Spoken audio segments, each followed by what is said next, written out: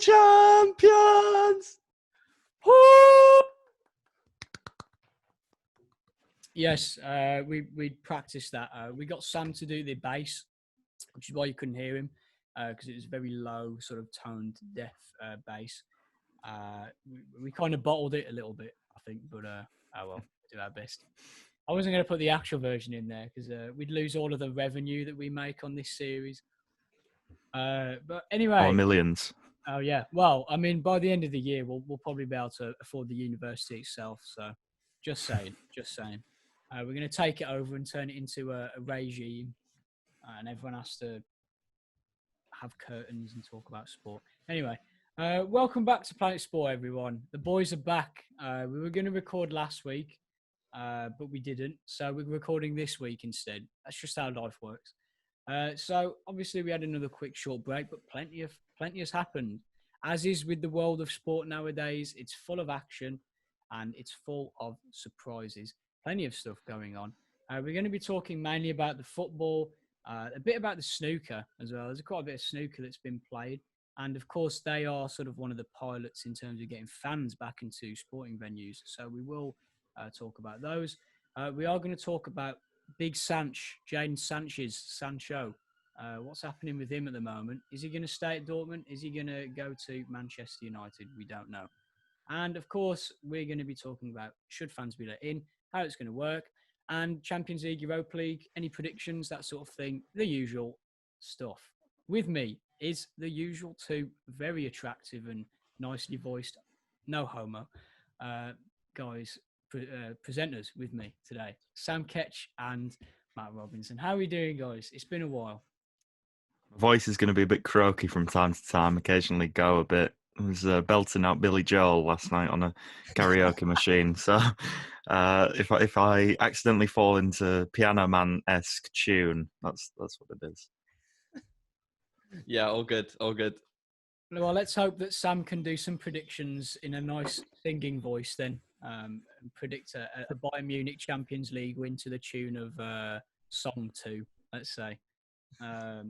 8-2. There we go.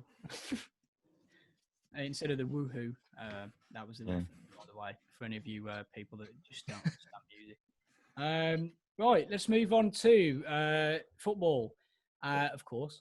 And we're going to talk about the Europa League, Champions League, and I think we might mention the MLS's back cup as well, because that actually finished. And considering we spent like about 20 minutes ripping the hell out of it, I thought, well, why not talk about it? I mean, we called it a Mickey Mouse Cup, essentially. So we might as well give it a little bit of spotlight. Absolutely. But let's first go to the Europa League, unfortunately. Depressing times, really, for Wolves fans. And to be honest, for football fans, I'm actually quite happy for football fans because I don't think, as a neutral, I would have enjoyed seeing Wolves in another semi-final or another Europa League game. We were just that bad. I don't know whether you guys actually bothered to watch this game. Sevilla obviously beating us in the 88th minute. If we're looking at it from a positive standpoint, we did well. They are essentially the Real Madrid of the Europa League. You know, they just win. They've won it so many times. So, you know, for us to take them to 88 minutes, I think was actually decent. I can't complain. But at the same time, the performance was just awful. Like, it was so defensive. And I think a lot of fans are probably glad to see us get knocked out. I think it was probably a couple of games too many for this team this year. I think that was our 59th of the season, a season which was spread over 383 days. So you can understand maybe why we weren't particularly good. And then, of course, there was who else played? Inter Milan. Who did Inter Milan play? Bayer Leverkusen? It was Bayer Leverkusen, yes. Okay. They won 2-1. And then Shakhtar Donetsk absolutely smashed Basel as well. So we have the two semi-finals. We have Sevilla, Man United, and we have Inter Shakhtar. So what did you guys make of the scores? Pretty predictable, would you say? I don't think there was any shocks, to be honest. I sort of expected Wolves to maybe push Sevilla a bit more. The performance, as you say, was a little bit dire, but 59 games in a season, that's going to happen to you, especially when you have a squad of like 15 players or whatever Wolves have. I think that game, the only highlight really, aside from the goal, was the commentator making the zoom noise like a car when Adama Traore got the ball. That was taken from Which another game, actually. I don't know whether that was for actually that game, but I won't ruin the moment. It's very entertaining, nevertheless. sorry. Very entertaining. Anyway, yes, he's a very fast man, and no, I mean Shakhtar being in a semi-final is weird. You don't normally hear it, but the fact that the quarter-final was them against Basel was also a bit surprising because I suppose that's the magic of the Europa League. Teams that you never expect to be in quarter-finals, semi-finals are there chilling around with Inter Milan, Man United, and Sevilla. So it's interesting. I kind of want to see what happens this weekend. Obviously, we've got Man City today as we record, Man United tomorrow. I do I have a little bit of interest in watching both of those games this weekend. I mean, if Ole Gunnar Solskjaer was to win the Europa League with Manchester United, I mean, you would consider this a very, very successful season for them, wouldn't you? Yeah, I suppose Champions League football and a major title. I mean, Well, yeah, for a manager that was, sort of laughed at when he was appointed, and especially after that horrible run of form they went on. I think that for him to get them to this stage, and for them to potentially be in the running for a bit of silverware. Of course, they did get knocked out of the FA Cup, but I think they've had a pretty decent season under Solskjaer. I think he's actually done all right. Now, I mean, whether people think he's being carried by the talented squad that he's got, you still got to get the best out of the squad, haven't you? So I think that he's been quite underrated this season. I don't know what you guys would maybe think about that. tale of two halves. I think pre-lockdown, you probably could have made the case for it being a poor season, even if it made Champions League and an FA Cup semi-final and Europa League win, because Rashford was injured, Pogba wasn't coming back, like he was injured in air quotes, and then 3 months later, they're all fit, playing again. I mean, that's obviously the way it works. This entire season has been weird. So a career-ending, season-ending injury was just a 3-month layoff whilst everyone couldn't play, rather than an actual season ender for Rashford, Kane. But yeah, I mean, I have a lot of respect for the fact that he managed to turn around what looked like a sort of faltering ship pre-lockdown. But at the same time, I do sort of look at it and think, got a bit lucky that it came when it did. And obviously, there's no luck when people are dying. But from a purely sporting perspective, Yeah. the season is completely different before and after. I mean, with since the restart and with the likes of Bruno Fernandes, I mean, looking to that Europa League game against Copenhagen, I mean, Man United were completely dominant in that game, and to me, it was a surprise that it only came to 1-0 in extra time. And again, Bruno Fernandes just finishing off for them, and that's what he's done so well all season, being their sort of free kick and penalty taker, and he just finished that game off for them, even though they were so dominant, they just couldn't make that breakthrough. And then it came to Bruno Fernandes in the sort of 95th minute, and that did well for them. Yeah, I think a lot of people will speak about. I think 21 penalties they've been given this year. There is a certain sense of fortune for Manchester United. They have been given some pretty soft penalties, even in games that they didn't really matter. If you'd like a stat to go alongside their 21 penalties in one season, Hull City in 15 years have had 21 penalties.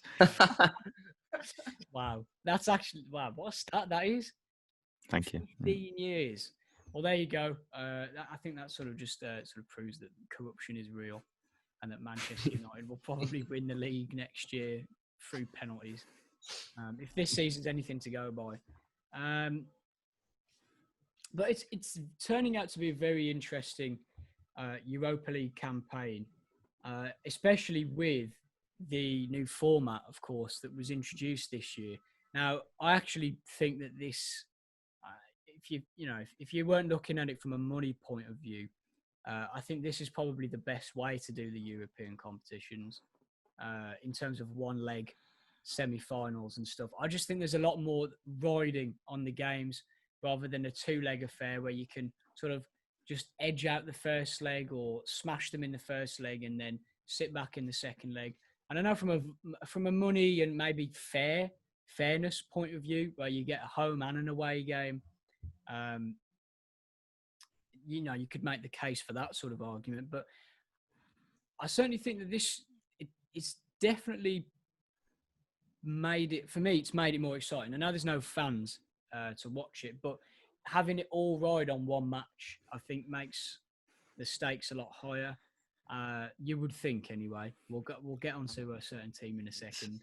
It's going to sound backwards. I don't know if that certain team you're alluding to is what I'm about to say, but I think that one leg, for me, obviously we didn't watch football back when it was still one leg in the Champions League. So that was like early noughties before they changed it to two legs. But it's a knockout competition. The FA Cup, you draw it, you're at home or you're away. There's no choice. There's no sort of like, oh, that's not fair. It's a knockout competition. It's part of the charm of the FA Cup is that Man United can travel to some parking lot in Stevenage to play a team in the third round. And it's like, that's what we love it for. It should be the same for sort of the Champions League. Not that Barcelona turn up at a parking lot in Stevenage, but that you get the look or you don't. You're at home or you're away. One leg. I mean, obviously last night Bayern Munich won 8-2, and it's going to sound stupid. With a second leg, Barca then have a chance to literally put everything into it and turn it round. But you'd obviously hold your hands up and say fair play if you've turned that round and won 7-0 or whatever they'd have need to win. You'd be like, okay, yeah, fair enough. But at the same time, it's like at that point they've given up with half an hour left when they're 5-2 down because they know they're going out. I wouldn't have any respect for that sort of, okay, we'll give up. We'll just do them in our own backyard 7-0 when it's the second leg. It's just a bit, to me, it's not that appealing. I'd rather it was one leg, you put everything into it, you're home or you're away, it doesn't matter, you just play, because that's football. Football is just singular matches for everything other than your league campaign. Yeah, I mean, I think certainly those closer matches that are, 0-0 in 70th minute, later on in the game, 1-0, it really ups the stakes, because if it's 0-0, everyone might just relax, sit back. Whereas if you've got to get that goal, you've got to get that point to go through, then, it really ups the stakes, and, it can make for much better football than people just thinking, we'll do it next leg. We'll do it in our own home backyard, as you say. Well, exactly. I think we definitely saw that in, I'd say probably, for me, one of the most exciting games at the very end anyway. Atalanta versus PSG. We almost had the upset of the tournament. I will put my hands up and say that I did call Atalanta to win this game. So I got it wrong. But at the same time, I did predict, and Sam will know this, at the start of the season, I said PSG would win the Champions League. So at least that prediction is still alive. But I mean, a massive, massive result for PSG. They're into the semi-finals for the first time since the mid-90s. It's a huge, huge result for a club that's poured a lot of money into their team, and to have such a little success. I mean, they haven't got into the quarterfinals for quite a while, at least, 4 or 5 years, something like that. They've had some pretty bad luck along the way as well. And you were sort of thinking, are they ever going to get through to the quarterfinals at all? But they've got that monkey off their back. They're through. They've got a chance now to play in a semi-final where they'll be playing, of course, Leipzig. So very, very interesting semi-final that. But I mean, what do we think? I mean, out of all the players, obviously the biggest story was out of all of the players to score for PSG, it was Marquinhos, the centre-back, defensive midfielder for that game. And then Eric Maxim Choupo-Moting, the player who was relegated with Stoke, somehow found himself at PSG. cleared Neymar's goal off the line in one of their league games. They kept him around, and he scores the winner. I mean, it's a great story, to be fair.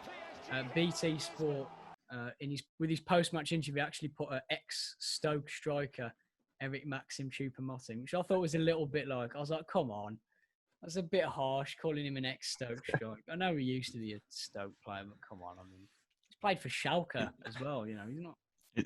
It's the beauty of the Champions League is that people like that turn up. Well, it's the beauty of football, I suppose, playing for a club that you never would have expected. I mean, come on, we're making all this about Eric Choupo-Moting playing for PSG in the Champions League semi-final. Robertson was relegated to City and ended up in a Champions League final, then a Champions League winners medal and a Premier League winners medal. So it's sort of football. It's how it goes. I know it's a joke that he's. Good for Hull, though. That's the difference. No, he wasn't. Moting was not very good for Stoke. I think it's more the fact that he was replacing Alberto Moreno, who was terrible, whilst Eric Choupo-Moting is getting subbed on for Mbappe or Neymar or Cavani, and you're basically looking at world-class talents and Eric Choupo-Moting above that, obviously. But yeah, I loved it. To be honest with you, I want Atalanta to sort of keep it steady, get it to extra time once they conceded that first one, but I've got to say, and I don't particularly like him. I think he's a very exciting footballer. Neymar had a phenomenal game. I think, apart from his shooting, he showed why he's that sort of like third best, fourth best player in the world with Mbappe. I think from what I saw, there wasn't much of Mbappe in the game, but Neymar was constantly on the ball, making passes, being exciting. And I think that's something. I mean, obviously, when we get onto Barcelona, we can talk about whether or not he should have left or been sold or whatever. But it really was just, he is, to me, if he wasn't such a knob off the pitch, he'd be above Mbappe. But the fact that he's a penis just means that I always will hold Mbappe above him. Yeah, I think that's the problem. It's his attitude, isn't it? I saw quite a couple of interesting stats here, talking about stats. I think someone on Twitter had put in 510 games for club and country. He's got like 504 goals and assists. So a lot of people that talk about he hasn't lived up to his hype. I mean, Matt, I don't know what you think, but I mean, he's still definitely like in that top three. Messi, Ronaldo, Neymar for me. That sort of top three bracket of players. Yeah, I mean, I don't have anything to add on that. I was just going to mention with the PSG game, obviously the I don't know if any of you were watching the BT Sport coverage where they had the issues with the audio and the uproar that caused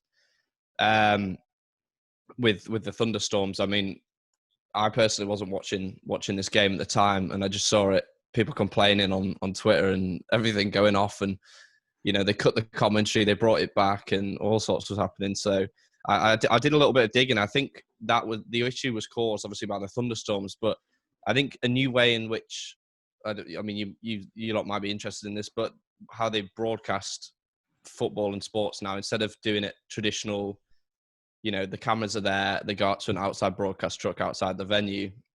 What they're doing nowadays is sending all the video feeds back to a central hub somewhere where there's like, you know, people doing like the international feed and also doing feeds for various people and then cutting it there. So the transmission time for the video through the thunderstorms was different to the transmission time for the audio, and I think that caused them issues syncing up. So, so I just thought I saw that and I thought it was quite an interesting one. Yeah, well, I mean, they've had to change it quite a lot, obviously. I mean, I remember when the Bundesliga came back, all the commentary was done from the commentators' homes. Where they would just link them up to the feed of the match, and they would just do the commentary at homes. And we never even knew the difference, which is why I think quite a lot of people were surprised. And I can't remember who was it. Was it Clive Tilsley that put it on Twitter or something like that? Where he was commentating at home, and a lot of people were very surprised. It might have been Ian Dark, I don't know. I think it was one of the BT commentators actually. But obviously, was it not the one who got disturbed by Tesco knocking on his door? Was it not that guy? I don't know. I think it was the first week it came back, and he had a delivery, and he'd forgotten to change it, so it came at Saturday at 3:00, and it turned up early, so it was just in like the middle of the first half or end of the first half, and like the bloke was knocking on his door, and like he just was sort of sat still recording, and you could just hear. Amazing. Not as good as. And like you can just tell the delivery guy's like, "Come on, I can hear you. Come and answer the door." It's not as good as the Adama Troy away one. I kind of prefer. No. But another interesting little stat actually is that Choupo-Moting, so the player that got PSG in, has never commanded any sort of transfer fee. All of his transfers have been free transfers, apart from a 50k loan fee, I think, which I think the Hamburg might have paid for him. So a club that has spent so much money were saved by a player who has never commanded a transfer fee, which I thought was fascinating. I saw that on Twitter as well. Impressive, very impressive. But I mean, it's certainly Champions League is a competition that I think we all enjoy for those sort of moments. And to be honest, I'm kind of glad PSG are in the semi-finals. I think, they've finally made it. They need to just beat Leipzig now, which is a very difficult task because they beat Atleti. Diego Simeone losing the first ever knockout round of the Champions League where Cristiano Ronaldo hasn't been playing. It's the first time he's ever lost a game in that context where Ronaldo hasn't played. And I think that he'll definitely be ruining that sort of chance that he's missed, really. I can see you look a bit confused, Sam. That is a genuine. I'm trying to work out when they've played them. That is a genuine stat. I've seen it plastered all over social media. He's never lost. Before this game, he'd never lost a knockout game where Ronaldo hadn't been playing. So every game he'd lost knockout-wise, Ronaldo had played in that game. So this was the first time he's lost a European knockout game where Ronaldo hasn't been playing. And you can check that because the last time they were Googling it, yeah. when they were in the Europa League last time, they won the thing. Oh, yeah. Because they dropped down, didn't they? They got knocked out in the groups. Yeah. Oh, dear. I've had a stinker. So for Simeone, I think it's a real letdown. I think there was plenty of... I mean, personally, I thought it was going to be a Bayern Madrid, Atletico Madrid final. I just thought that Simeone now, this was his big chance. They beat Liverpool, onto Leipzig, who I'm a big fan of their manager, Julian Nagelsmann, and they had lost Werner, but they've got great players in Schick, Poulsen, Sabitzer, Forsberg, so I wasn't too worried. But it's a massive result for Leipzig. For a club that was formed in 2009, let's not forget. This club is almost 10 years younger than I am. Well, it is 10 years younger than I am, I think. It's about 10. It's almost 10 years younger than I am. It's ridiculous. Like the fact that they've gone in 10, 11 years from the depths of German football to a Champions League semi-final without spending that much money. They have, obviously, a lot of people will call them sort of money bags club because of the Red Bull takeover. But if you look at the money they've spent comparatively, they haven't spent a lot. They buy young players, they bring them through. They have a young manager. I actually quite like the way they do things, despite their lack of abiding by the German laws of football with the 50+1 rule. I actually like Leipzig. I think it's going to be an exciting semi-final. I don't know what you two were going to say. I was going to say about the recruitment that, when City got their money, it was Aguero, David Silva, Yaya Toure. But I can't think of someone like that who Leipzig have bought, where you've been like, that's a lot of money for someone and you're not an established club who are winning stuff to be buying that kind of player. So I think that's literally the only thing that where people talk about how they've bought their success and stuff. I would say, actually, they bought a very gifted manager. Tom, you're not allowed to comment, and now that'll end up in 45 minutes of you talking about how much you love him. But he's very good as a coach, and he's managed to turn some of those players who you've never heard of into like Champions League semi-finalists, where you look at it and go, do you know what? Fair enough. I mean, Timo Werner I don't know why he chose not to play in the Champions League stuff for a couple of extra training sessions with Chelsea. Because if they win it now, which is feasible, like I don't think they will, they'll probably lose to PSG, unfortunately. But he could have been in a Champions League final. Like he's really missed out on something special there. But yeah, Peter Galacci, Upamecano, like there's loads of players through the spine of their team and who you think, how have you turned them into Champions League semi-finalists? But yeah, I'm looking forward to PSG Leipzig. It'll be an interesting game. I do think the winner of the Champions League comes from the other semi-final, though, which is realistically going to be Man City and Bayern. So in terms, so obviously Leipzig PSG is the first semi-final, and then obviously today we have Man City against Lyon, which is it's a bit of a tough one to call really, because obviously Lyon knocking out Juventus, who have of course now they've sacked Maurizio Sarri and replaced him with Andrea Pirlo, which I guess is a debate for another time. I don't know if I'll have time to discuss that. But, you know, that's a tough one for Man City because Lyon have sort of done their number a couple of times in the Champions League this year. Have actually beaten them. However, with the form that Man City are in, I think you probably would expect them to beat Lyon. I can't really, especially after how well they played against Real Madrid. Granted, Real Madrid were pretty shocking. You know, you would expect them to go through. And you nailed it. Yeah, did I nail it? Oh, okay, fantastic. That's when when no one says anything, you know you might have got it right. I mean, can we all agree though, Steve McManaman? Right, there's been plenty of complaining about Steve McManaman, ironically, because all he ever seems to do is complain. Now, for those of you who are fortunate enough to not have BT Sport, you don't have to listen to him. There's been plenty of people complaining about Stephen Manaman because of his biased commentary. He wasn't really giving Atleti much praise in their game, as you can expect. They did knock out Liverpool. So, yeah. Sorry, Steve, if you're listening. But I would like to point out that there was a goal last night, I can't remember which one, which was pretty much the perfect Steve McManaman goal in that the defender did something bad and the attacker did something bad as well. And so it's sort of one of those things where the stereotypical Steve McManaman statement of he should be doing that better there applies to both players. And suddenly you've just got the most Steve McManaman thing ever to happen. And he wasn't doing co-com, so... That's the thing as well. It's like he just always finds something to take the joy out of any moment. Or he just says, yes, Fletch, for about half an hour. But obviously, the biggest story, as we have already touched upon, is that Bayern Munich-Barcelona game. German teams. What is it with Germany and German teams and semi-finals and embarrassments? You know, they smashed it. I know this is a quarterfinal, but 8-2.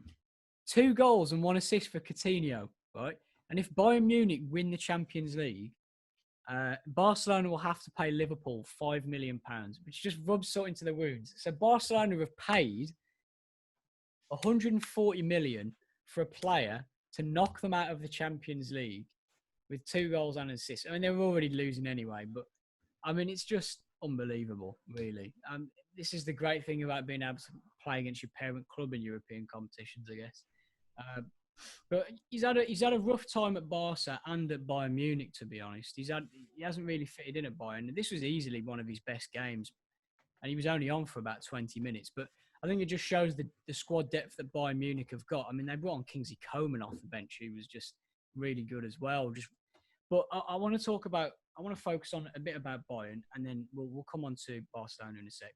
We've got 5 minutes, so we're going to have to do it in 2 parts anyway. Hansi Flick has done an absolutely unreal job at Bayern Munich. I mean, they were 6th at Christmas. Since then, I think they've won like 19 games in a row or something like that. And they're over 20 games unbeaten, smashed the Bundesliga, and they look to be just unstoppable. I mean, their squad depth is ridiculous, and the work rate off the ball as well. If you look how high they were playing last night, but Barcelona just couldn't get anywhere near them. And I would have them as favourites for this tournament. I don't know whether you guys would agree. Yeah, I mean, watching the game last night, I mean, the way they played was was strong. I mean, not to take anything away from the Barcelona were piss poor, but as well, another thing I noticed, they played, well, obviously there was the 10 goals, and they played that Seven Nation Army after every single goal, and it really ground my gears. Like, after every single goal, I was like, please choose a different song. I can't listen to it again. The same little sting after every goal. It's good advertisement. I mean, Wigan did the same against Hull, didn't they? They played that same song after Sam's left, by the way. Sam's just left. I've brought back some bad memories for him. They did play that. What song was it? I can't even remember what song it was. They played it after every single goal. I don't know. Yeah, I think they should stop after a certain point. Yeah, or just have, like, pick 10 songs and then play one for each goal, like a different one, please. I mean, they definitely weren't perfect. I think that, especially at the start of the game, both teams looked really open. And you're sort of wondering if this is going to be like a 5-4 or a 4-3 or, just like a topsy-turvy game. But Barcelona were just absolutely dreadful. I mean, playing out from the back against that sort of, high-press football. Yeah, I mean, you could see Man City having similar problems if Bayern Munich press them to the same standards. However, if Bayern Munich play such a high line against Man City, I think City will expose them a lot more than Barcelona did. But, I mean, how bad were Barcelona? I mean, how many years in a row have we said this now? It's almost like capitulation after capitulation. There's real problems at that club at the moment. Yeah, I mean, this feels like one of those moments you see sort of, and it could come back to bite me, and in a year someone's going to clip this up and they've just won every single trophy. But it's one of those moments where you look at a team, a club, a player, and you just think it's not what it was. It's run out of that sort of feel that it had. It's run out of the excitement, the buzz, the talent. Like, Suarez now looks old and slow, and one of his things has been quick off the shoulder and, a real, like, pest chasing you down. Messi, every time he loses the ball, looks like he's going to punch himself. Like, there was Messi or Suarez, someone passed it to Ansu Fati.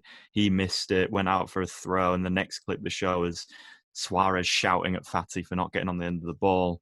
A 17-year-old kid who comes on as a sub at 5-2 down, 6-2 down, whatever it was, wasn't going to change the game. There's, like, at that point, you're giving him the experience. And you look through the team, and it's not devoid of talent. Ter Stegen is a quality goalkeeper. Yeah. Semedo, a quality right back. Like, Jordi Alba is a Spanish international. Piqué, you can go through the team and they've got Messi. Like, but once again, it comes down to that thing, and I don't want to start a Messi versus Ronaldo debate, but in one-off matches, Messi can't do what Ronaldo can in this sort of level of football, and that's a real shame these days.